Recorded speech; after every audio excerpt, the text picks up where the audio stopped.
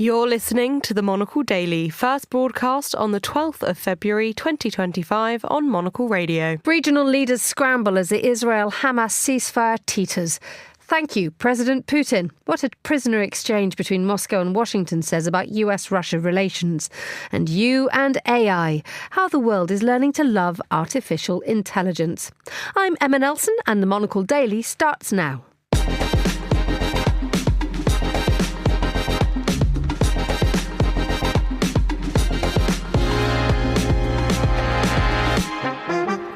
Hello and welcome to the Monocle Daily, coming to you live from our studios here at Midori House in London. I'm Emma Nelson and my guests, Julie Norman and Yossi Meckelberg, will discuss the day's big stories, including why is a Belfast hotel claiming it can change your life with £1,000 drink. Stay tuned, that's all coming up right here on the Monocle Daily.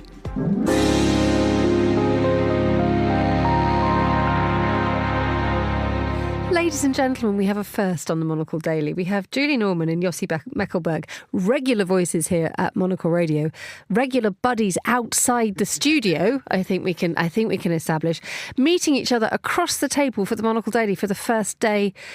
Well, in ever. How are you feeling about this momentous moment?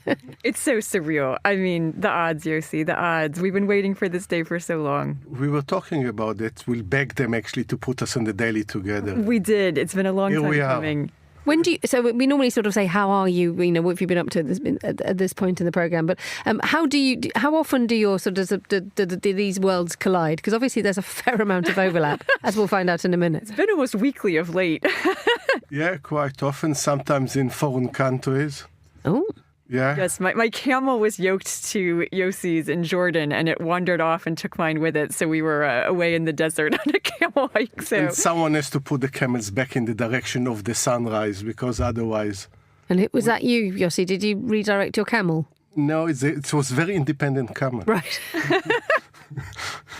I'm assuming you were there for a work trip. You hadn't just accidentally found yourselves on holiday with each other. It was a work trip. We were hard at work in Wadi Rum. What kind of work trip puts you on a camel? We were on a delegation to Jordan and meeting with people, but the lovely Jordanians said, you got to get down to Wadi Rum and hang out for an evening. So we said, we're not going to argue with that. So stargazing at 10 o'clock at night, 5 o'clock in the morning riding camels, and then going to Petra. Wonderful 24 hours, but also the meetings with the Jordanians, with officials, were very, very interesting. Yes, I love the fact that you mentioned that just as an add-on at the end. Listen, we're in this situation now in the world of Trump and geopolitics, and what we prepare to talk about, because there is preparation, ladies and gentlemen, can actually be just thrown out of the window given a pronouncement or a move or a proclamation. This appears to be the case today on the Daily. We are not in the business on Monocle Radio of dealing with breaking news, unless breaking news is kind of forced upon us. We have stuff coming from, I'm reading the New York Times at the moment. It appears that Donald Trump has held a phone call with Vladimir Putin. He has called it the start of talks to end the Ukraine war. And I'm quoting the New York Times directly. President Trump says he's had a lengthy and highly productive call with Putin. He's characterised it as the start of the negotiations to end the war in Ukraine. A Kremlin spokesman confirmed the call and said Putin has invited Trump to visit Moscow. Julie, do you want to start with this? Sure. So I will say, obviously, this is breaking news, but also news that I would say we've been expected to happen at some time in this first, I would say 100 days of Trump's presidency. So we knew these talks were going to begin. The calls have been happening already between Trump and Putin, Trump and Zelensky. The big question now is what is going to be the framework of this deal. We also heard today that there would be no Ukraine admission to NATO, that the U.S. does not see any kind of change, essentially, from any kind of idea of Ukraine getting back to 2014 borders. So the parameters, I think, are what are going to be the focus moving forward, rather than just the fact of the talks, what's actually going to be in them. What you have just said, though, marks a change. You have mentioned the word deal.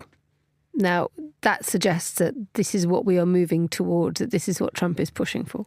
Pushing for a negotiated settlement, I would say. And there are many, I would say, in the U.S., outside of the MAGA-verse, who I think have also kind of put the question forward, if not a negotiated settlement, what else? Like, would this be a war that would look that much different if we kept funding it or kept fighting it for another 1 year, 5 years, 10 years? And would this just have to end in a negotiated settlement anyway? So I feel like that sentiment has been out there in various parts of the political spectrum. But again, on what terms I think that settlement happens is where the question has been, and what kind of security guarantees in particular the U.S. is willing to give to it, which seem quite minimal at the moment. And just turning to you, Yossi, I mean, we'll come to the Israel-Hamas conflict and in the ever increasingly fragile ceasefire, but this is another moment when Donald Trump seems to have absolutely taken the steering wheel.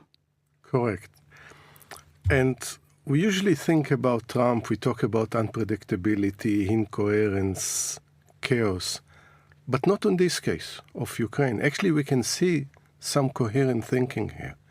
From the release of the imprisoned teacher that was released 2 weeks ago, they said what Russia is getting in return. And start with now, 2 weeks later, actually start seeing what they are getting in return. If Trump go and visit Moscow, it's breaking basically the sanction. We are just on the verge of 3 years since this war started, and Putin being isolated. The president of the United States visiting Moscow, or the other way around, Putin visit Washington, this is a massive change. And then, possible deal. Now, if on top of it, you hear, you listen what the Secretary of Defense has said, it's not an American problem anymore. It's a European problem.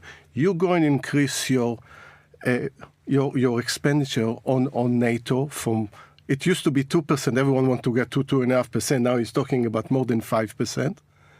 And if you want to protect and you want to defend Ukraine, you do that. We are gradually withdrawing. So you start seeing a kind of the line of thinking in Washington when it comes to Ukraine.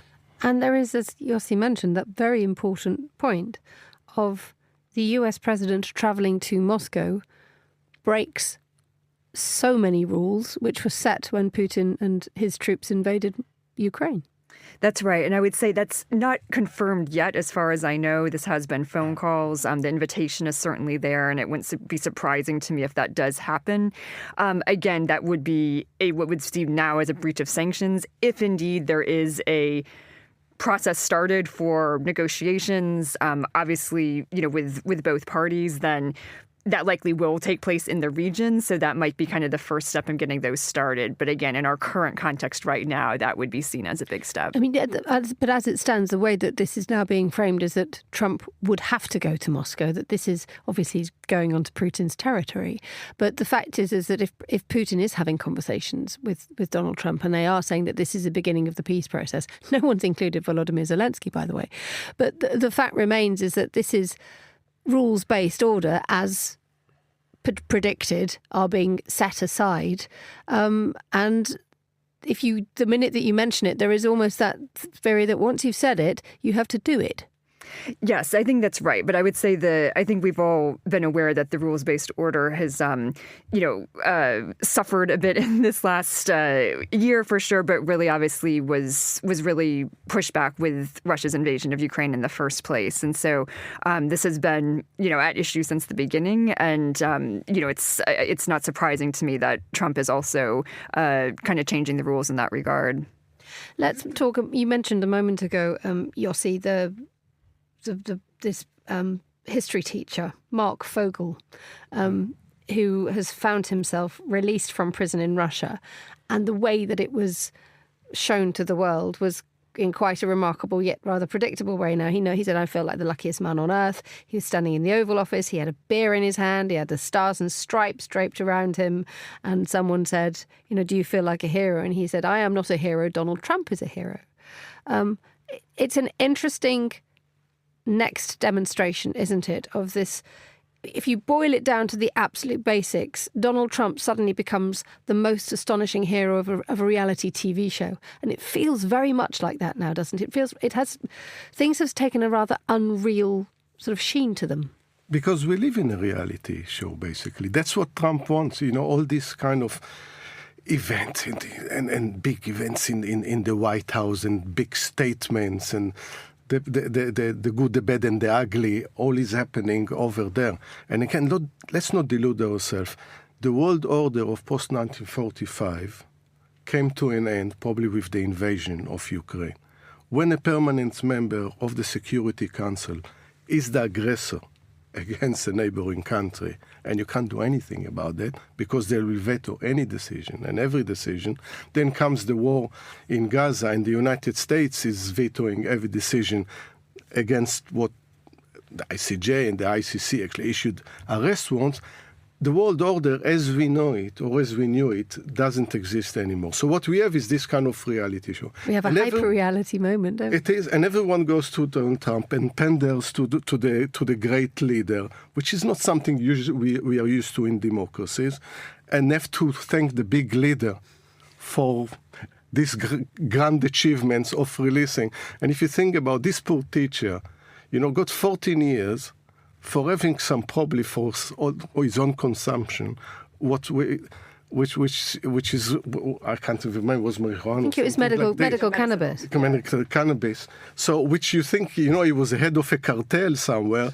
If you get 14, and that's the big hero is to release a teacher like this, as was happened with the basketball player, an American basketball player only a year or two ago. So that's kind of the unreal reality world that we live right now. Yeah, I was just going to add really quick, too, on the rules-based world order. I think instead of seeing the U.S. push back at Putin's aggression, if anything, I think Trump has almost been inspired by it with his very imperialistic moves towards Greenland, towards Panama, towards Gaza, who knows where else. And it almost seems like he's almost taken that and almost internalized it in a very concerning way. You all could have believed that the President of the United States will stand in the White House and declare that our official policy is a war crime on ethnic cleansing on a mass level. Well, that appears to be what's happening at the moment. So, let's talk about the Israel-Hamas conflict. There are genuine concerns this evening that the Israel-Hamas ceasefire could fall apart this weekend. We have the Israeli Prime Minister Benjamin Netanyahu has said that Israel will resume fighting in Gaza if Hamas does not release more hostages by noon on Saturday. He was endorsing, as we have mentioned, a threat by Donald Trump, whose decision to involve himself in the Gaza conflict has sent everybody into a tailspin. Your predictions, please, for this weekend. Yossi first. Wow. never predict in the Middle East. I think both sides have an interest to continue the ceasefire. But there are so many unhelpful interventions in this, as the one by Donald Trump. Look what we tell Hamas and the people of Gaza. Let's finish this phase 1, and then we will ethnic cleanse you out of Gaza. This is not very appealing proposition to anyone. Then we're supposed to be in the middle of negotiation over phase 2. They are barely started. Here and there are some negotiation. The behavior of Hamas doesn't help with that. We saw the 3 hostages came back in an appalling condition, then parading them in public. Just before 2 of them hear tragic news about losing, in one case, the entire family, in the other case, the wife of one of the hostages, and still parading. When you need such a deal needs to build trust. What we see is exactly the opposite. From zero trust, you have even less trust after this. But there are also positive things. Israel withdrew from the Netzarim corridor. Hostages came back. Prisoners were released. Displaced Gazan returned to North Gaza. So there are pressure within Israel to continue this deal. I'm sure there are pressure also in Gaza on Hamas to continue because you have more humanitarian aid.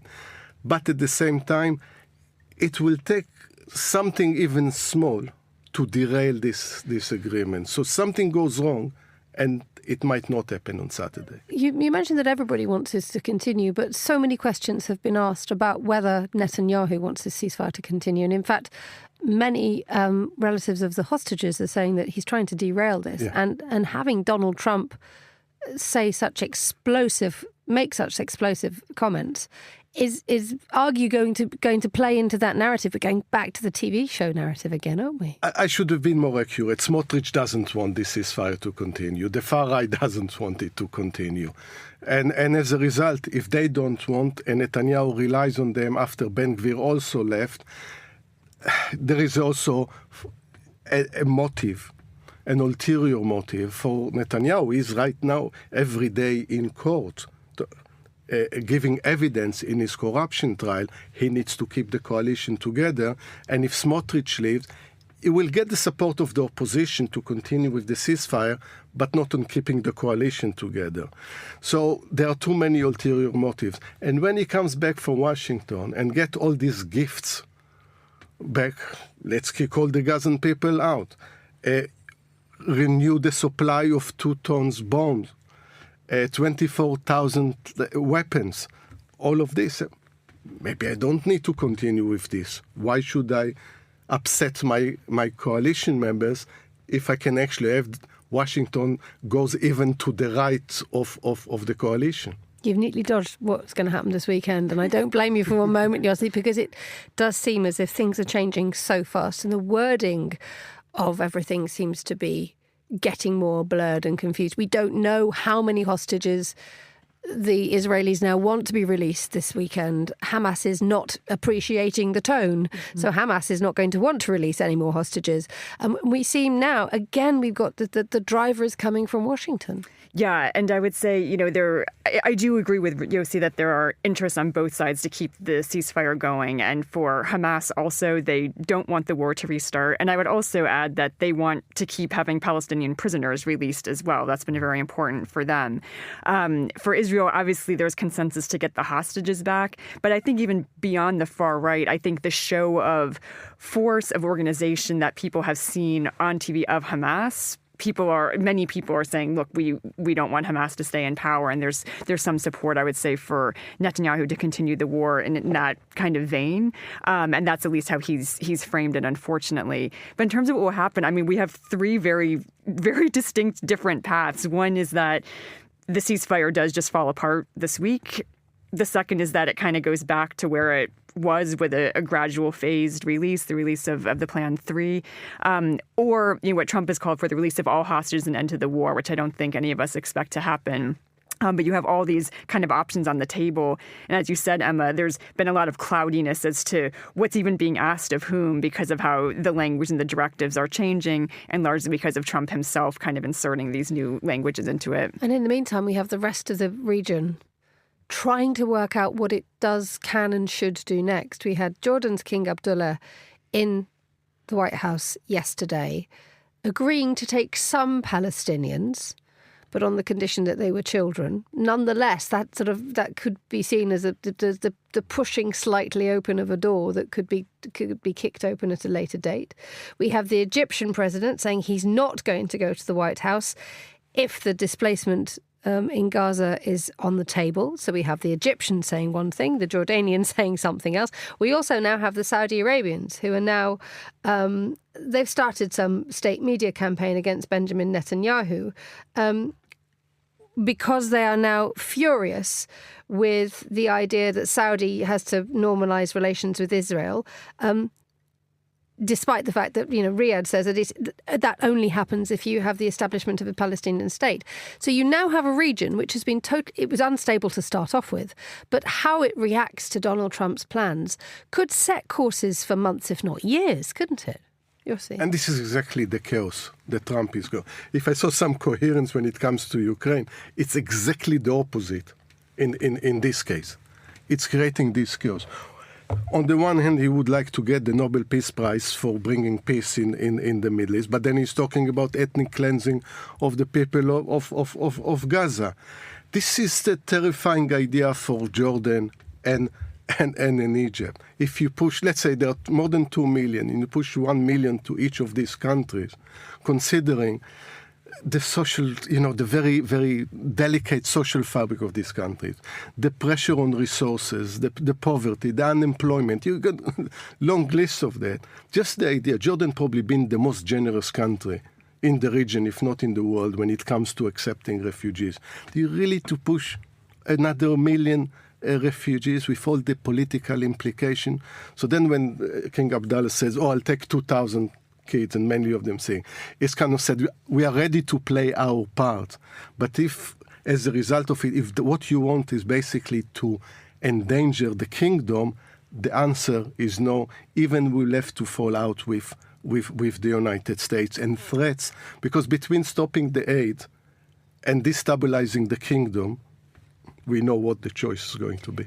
You're listening to the Monocle Daily with me, Emma Nelson. Joining me in the studio, Yossi Meckelberg and Julie Norman. Now let's move on to another story that's caught our eye today. Ethical, safe, secure, trustworthy, rooted in human rights and centred on individuals. The Paris Declaration on Artificial Intelligence issues strict instructions to its signatory countries about how to make a process absent from human involvement, AI, have as much of a human focus as possible. Well, the 61 nations, excluding the US and UK, reached this consensus at the end of the two-day AI summit in Paris.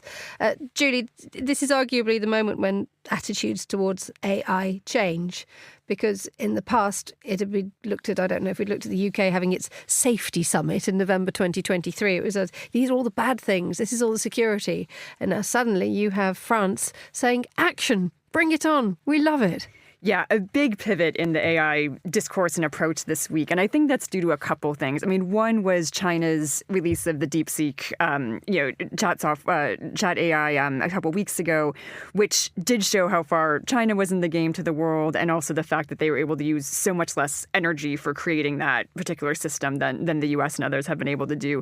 The second big one, of course, is Trump being in office, totally embracing the tech bros, so to speak, embracing AI. And I would say for a lot of Europe, I think they see this as one of few areas where they can be on board with Trump, and they find it one area where they might be able to cooperate instead of being in kind of against him. And then the last is just plain old, it's the economy stupid in Europe and the UK. And I think leaders just looking at this saying, we don't want to be the ones left behind, a kind of tragedy of the commons sort of situation where if you see everyone else running ahead on this, you're going to try and join it and not be the one to stand back and cry about rules and ethics. But it's a very dangerous moment, I think, and a very 180 kind of about face from what we heard in the UK about a year ago. Why do you think it's dangerous? For me personally, I think that, and I'm not an AI head, so I can't speak to this fully, but this is an extremely new age and era that I think we are moving into, when decisions are made on the basis of profit and getting ahead in competition rather than ethical considerations and what is actually good for human flourishing and for humanity. That seems like a choice that I have a hard time leaning into. The lateness of the party is something that has been talked about a lot, hasn't it, Yossi? I mean, we look at the fact that, Julie's just mentioned the fact that China's with DeepSeek has just pushed wildly ahead. But for years now, private companies have been just getting on with AI. And to see this group of sort of rather slow-thinking leaders, dare we say it, sort of gathering together in Paris going, isn't this great? We're going to think it's marvellous. Quite a lot of people are thinking, what kept you? I think it's almost the opposite, because the economy is doing so badly in Europe and here in the UK, so they're just looking for a magic wand. And all of a sudden, they got their magic wand with AI. I really think technology is neutral. It's neither good nor bad. It's what we as human beings using that. And do you trust, for instance, someone like Elon Musk to be in charge of anything like AI? If you really trust the kind of the Jeff Bezos of this world, all of the people that only look, as Julie says, about profit and not what are the social implications.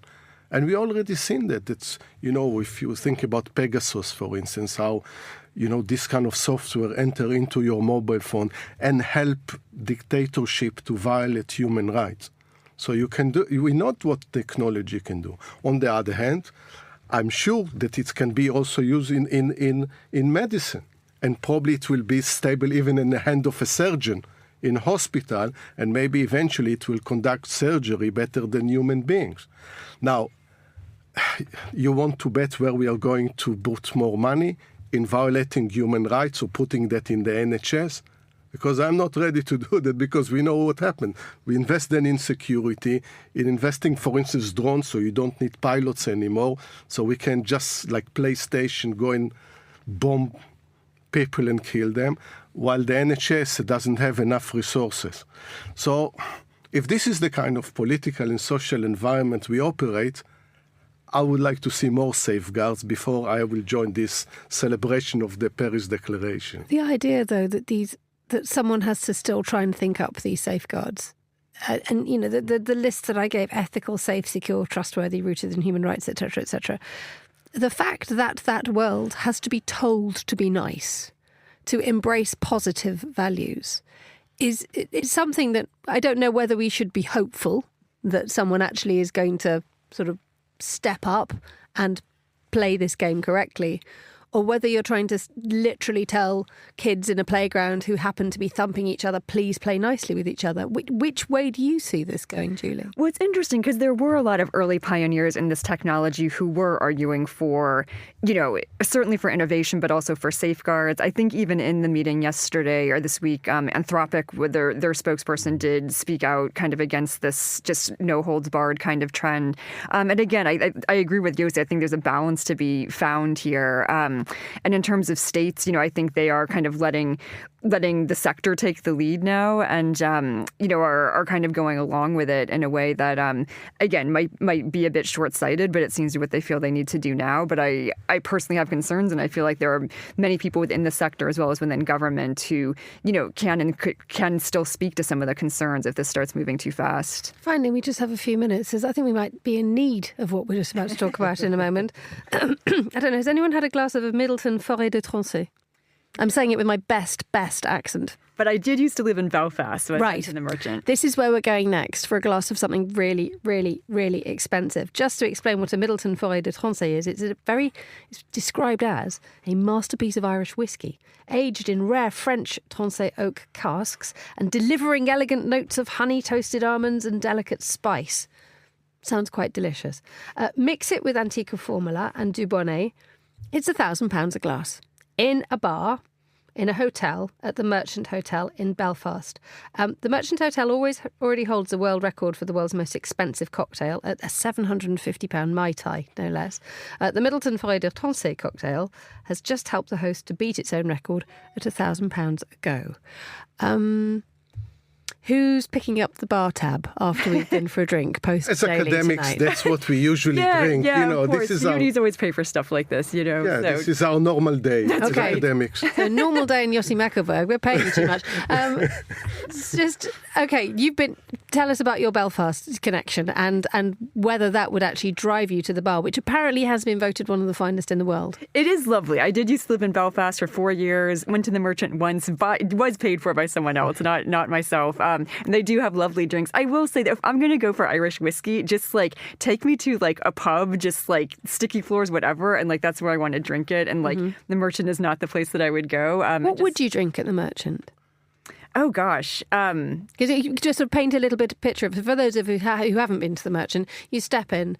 What's the feeling? What are we drinking? Yes, it's very grand, very old school. The plush kind of cigar, like kind of imagine like a very plush kind of cigar oriented kind of bar, the very grand kind of vibe to it. So this is not my world, so I don't know what I would drink there. I'd probably just like snarfle all the like free snacks I could find. She's got the face of the peanuts, ladies and gentlemen.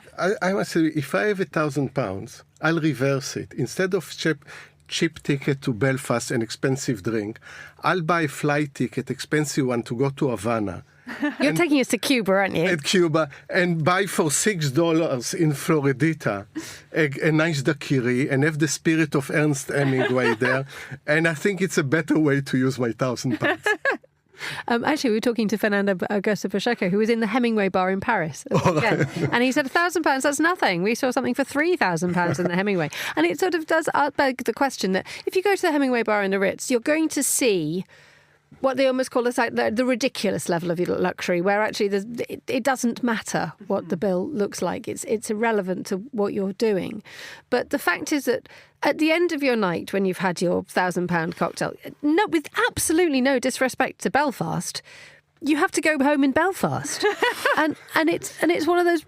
I'm sure that Belfast is absolutely the perfect place to drink £1,000 cocktail, but it does seem a little strange. Although we have to admire their ambition.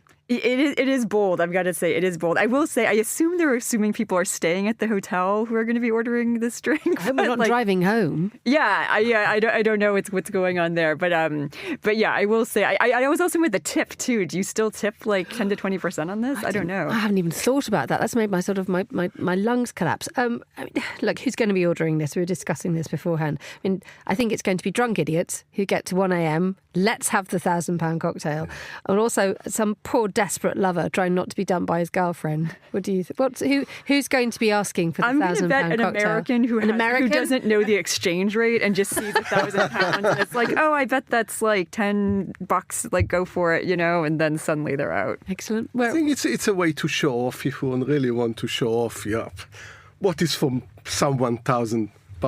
But I think, honestly, going back to the fact that I think the people in this studio are not used to spend this kind of money on drinks. So. Speak for yourself. Sorry, Emma.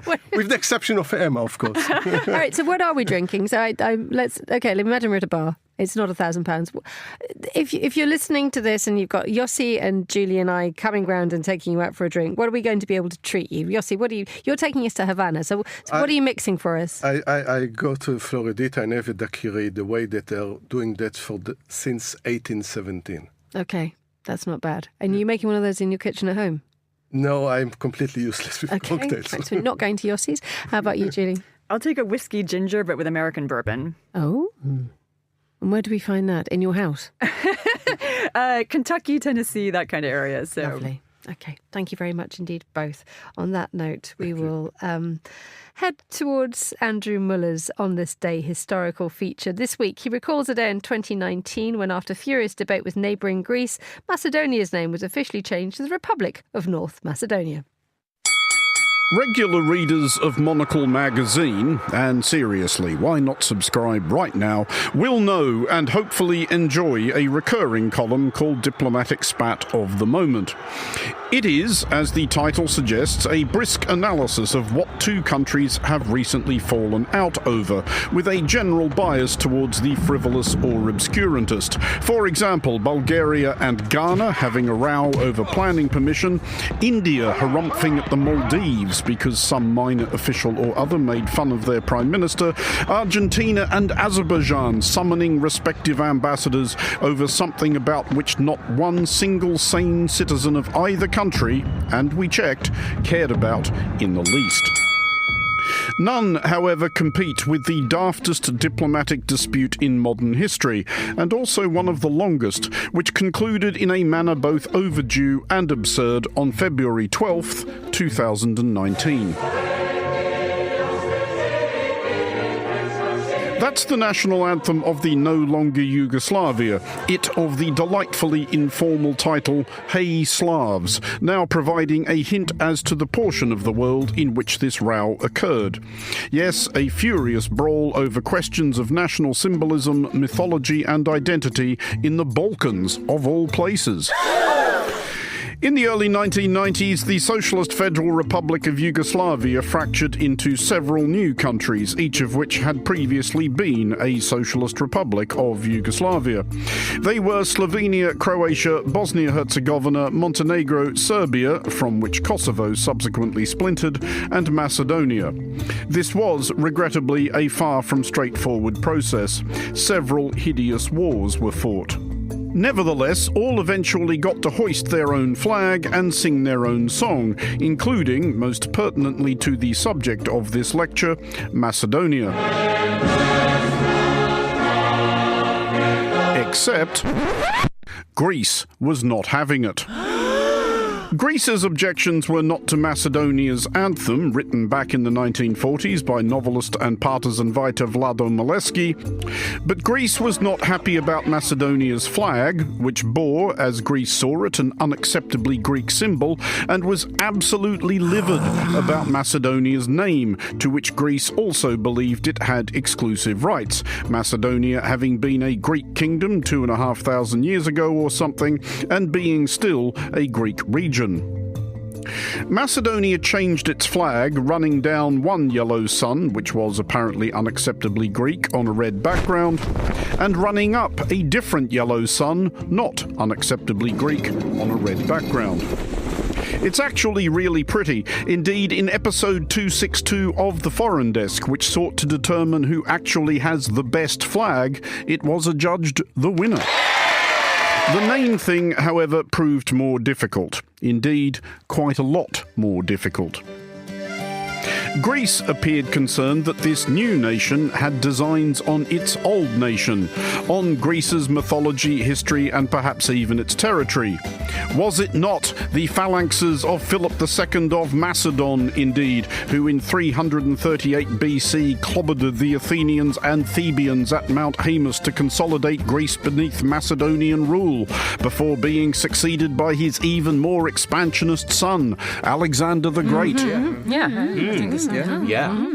Most educated opinion of the mid-1990s believed it unlikely that the modern Macedonia had much interest in conquering an empire reaching to Egypt and India, and didn't much fancy Macedonia's chances if it did. Nevertheless, Greece and indeed Greeks took the matter seriously, not least because many of them considered themselves Macedonians, as in Greeks hailing from the Greek region of that name, but not Macedonians, as in Slavs hailing from the territory next door. Try to keep up. One anti-Macedonia protest in Thessaloniki in 1992 was estimated to have drawn 1 million people, or about 1/10 of Greece. Macedonia was saddled for a time with the unwieldy sobriquet former Yugoslav Republic of Macedonia, FYROM to its friends, which pleased nobody. More seriously, Greece remained grumpy enough to impose a trade embargo and disbar FYROM from NATO, and, if and when it became a prospect, the European Union. Various other ideas were pitched to the Macedonians: Republic of Skopje after Macedonia's capital, or maybe New Macedonia, Slavo-Macedonia, Slavic Albanian Macedonia, Republic of Macedonia, Democratic Republic of Macedonia, Republic of Upper Macedonia, or indeed Upper Republic of Macedonia. Not only were the Macedonians unenticed, they embarked on a campaign of passive-aggressive nomenclature, renaming almost everything standing still after Philip of Macedon or Alexander the Great, and raising statues in their honour. This didn't help. It was the veteran American diplomat Matthew Nimitz who found a way through 24 years after the UN had first asked him to take a look at the matter. Under the terms of the 2018 Prespa Agreement, everyone somewhat grudgingly agreed on North Macedonia, and by way of demonstrating further good faith, the now North Macedonia offered to stop naming Skopje's airport after Alexander the Great, and to pretend all those statues they'd built weren't of him or his dad. On this day 6 years ago, the name change became official. This has not fixed everything. In the Balkans, nothing ever fixes everything. Ructions have recurred on both sides of the border. The issue flared again as recently as last May, when elections in North Macedonia were won by conservative nationalists who made a point of going about referring to their country as simply Macedonia. Matthew Nimitz, architect of the still just about holding compromise, is now 85 years old. He would be well advised to switch off his phone. For Monocle Radio, I'm Andrew Muller. Thank you, Andrew. And that's all the time we have for today's edition of the Monocle Daily. The warmest of thanks to my panellists, Julie Norman and Yossi Meckelberg, and to the producer, Monica Lillis, and researcher, Maisie Ringer. Our sound engineer was Elliot Greenfield. I'm Emma Nelson here in London. The Monocle Daily's back at the same time tomorrow. Goodbye, though. Thanks for listening.